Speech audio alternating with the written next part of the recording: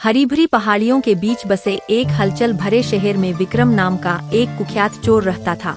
विक्रम अपनी धूर्तता और चालाकी के लिए दूर दूर तक जाना जाता था और पूरे क्षेत्र में उसकी ख्याति सबसे मायावी और सफल चोर के रूप में थी। अपनी आपराधिक गतिविधियों के बावजूद विक्रम एक आकर्षक और करिश्माई व्यक्ति था जो अपनी चिकनी चुपड़ी बातों और त्वरित बुद्धि से लोगों को आसानी से जीत सकता था। वह एक शानदार जीवन शैली जीते थे, दुनिया की परवाह किए बिना अपने गलत तरीके से अर्जित लाभ का आनंद लेते थे।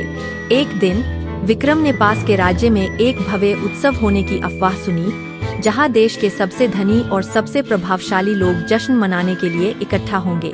अपने लिए भाग्य बनाने के लिए उत्सुक विक्रम ने व्यापार के अवसरों की तलाश में एक अमीर व्यापारी के रूप में प्रस्तुत होकर उत्सव में भाग लेने का फैसला किया। जैसे ही विक्रम उत्सव में भीड़ के साथ घुल मिल गया, उसने संभावित लक्ष्यों पर गहरी नजर रखी और बिना ध्यान दिए उनके कीमती सामान को लेकर भागने के अवसरों की तलाश की।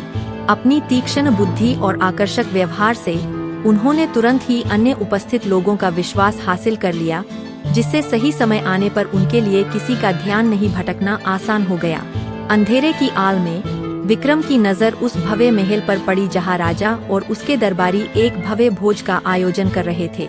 महल के लेआउट के बारे में अपने ज्ञान और समय की गहरी समझ का उपयोग करते हुए वह बिना पहचाने ही अंदर घुसने में कामयाब हो गया।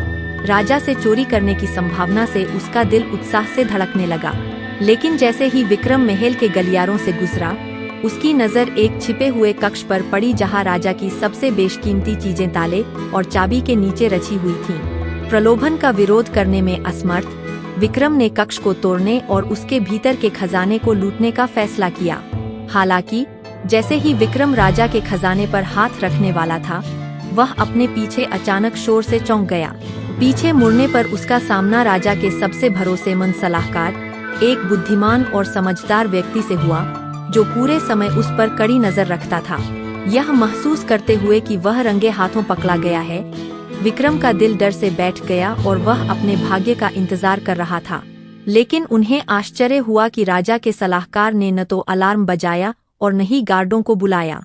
इसके बजाय उन्होंने विक्रम को मुक्ति का एक मौका दिया और उसे व्यक्तिगत लाभ के बजाय अपने कौशल का उपयोग अधिक अच्छे के लिए करने की चुनौती दी। सलाहकार के शब्दों से प्रभावित होकर विक्रम को अपने तरीकों की गलती का एहसास हुआ और उन्होंने एक नया पत्ता बदलने की कसम खाई। सलाहकार के मार्गदर्शन से उसने अन्य अपराधियों को मात देने और राज्य को नुकसान से बचाने के लिए अपनी चालाकी और चतुराई का इस्तेमाल किया, जिससे राजा और उसकी प्रजा का विश्वास और सम्मान अर्जित हुआ।